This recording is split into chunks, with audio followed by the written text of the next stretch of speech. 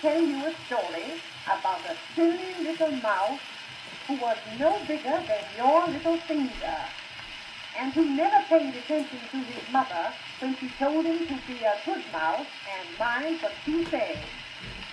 Now this little mouse was one of a very large family who lived in an old barn which belonged to Farmer Gray and his wife, and which was close beside their farmhouse.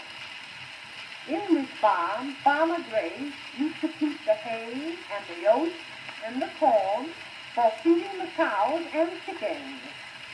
Late every night, when all was quiet, this little mouse used to steal out to nibble some of the corn. Very soon, the farmer's big, black, sly old Thomas cat began to smell nice.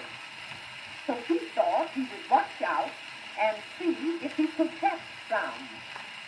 One night he hid behind a huge bale of hay, and in less than a minute the mouse came stealing along to nibble the corn, and Thomas Cat, watching, gave one leap and almost caught him.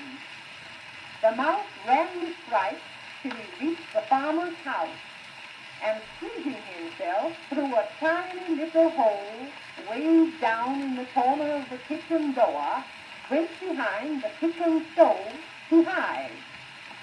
There wasn't a sound to be heard, only the old kitchen clock, which said, tick-tock, tick-tock, tick-tock.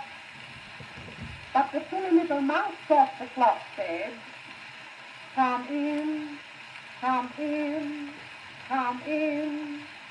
So the little mouse gave one leap, and into the clock he went, while Mr. Thomas Cat, who was perched outside on the windowsill, looked on, repeating, hickory, hickory dock.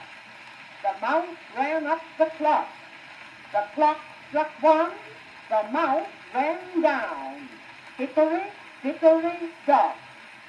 The mouse was so frightened when he heard the clock strike that he jumped out of the clock, and out through the window he went, running as fast as he could, till he reached the hayloft, where his mother and father and all his cousins and his aunts were waiting for him. He told them about the clock, saying, come in, and how Mr. Thomas Cat nearly caught him.